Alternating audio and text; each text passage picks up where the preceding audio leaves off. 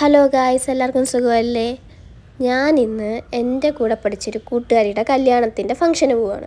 സത്യം പറഞ്ഞാൽ ഈ ദിവസത്തിന് വേണ്ടി നമ്മുടെ ക്ലാസ്സിലെ കുറച്ച് പേര് ഇങ്ങനെ കാത്തിരിക്കുക. കാരണം ക്ലാസ് കഴിഞ്ഞ ശേഷം ചിലരെയൊക്കെ കണ്ടുവെങ്കിലും ദൂരെ കിടക്കുന്ന കുട്ടികളൊക്കെ ഉണ്ട്. ഇടുക്കിയിൽ, കണ്ണൂർ അങ്ങനെയുള്ള സ്ഥലത്തൊക്കെ ഉള്ള എൻ്റെ കൂട്ടുകാരെ ഒന്നും കണ്ടിട്ടില്ലായിരുന്നു.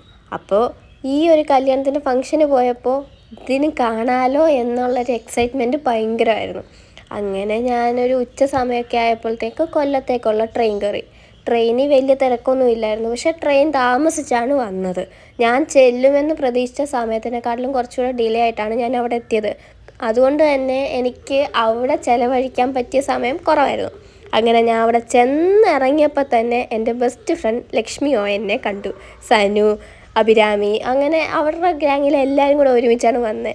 ലക്ഷ്മി എന്നെ കണ്ടപ്പോഴേ വന്ന് കെട്ടിപ്പിടിച്ച് ഉമ്മയൊക്കെ തന്ന് എന്താ പറയുക, ഭയങ്കര സ്നേഹപ്രകടനമൊക്കെ ആയിരുന്നു.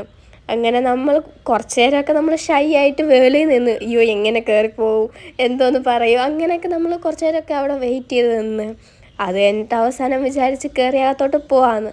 പിന്നെ ഞാനും ലക്ഷ്മി എന്തെന്ന് വെച്ചാൽ കണ്ടു കഴിഞ്ഞാൽ കഥ നിർത്തൂല. നമ്മൾ സംസാരം എന്ന് പറഞ്ഞാൽ ഭയങ്കര സംസാരമായി. കുറേ നാൾക്ക് ശേഷം കണ്ടതിൻ്റെ സന്തോഷം, സ്നേഹം, അങ്ങനെ കുറേ കാര്യങ്ങളായി.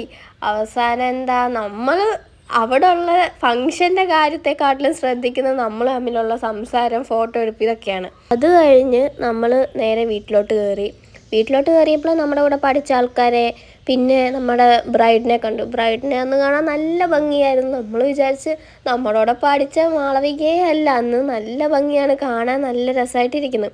അങ്ങനെ നമ്മൾ കുറേ നേരം നമ്മുടെ കാര്യങ്ങൾ, നേഴ്സിംഗ് കഴിഞ്ഞവരുടെ പ്രശ്നങ്ങൾ, ജോലിക്ക് കയറിയവരുടെ പ്രശ്നങ്ങൾ, ഇതൊക്കെ കേട്ടിങ്ങനെ ഇരുന്നു.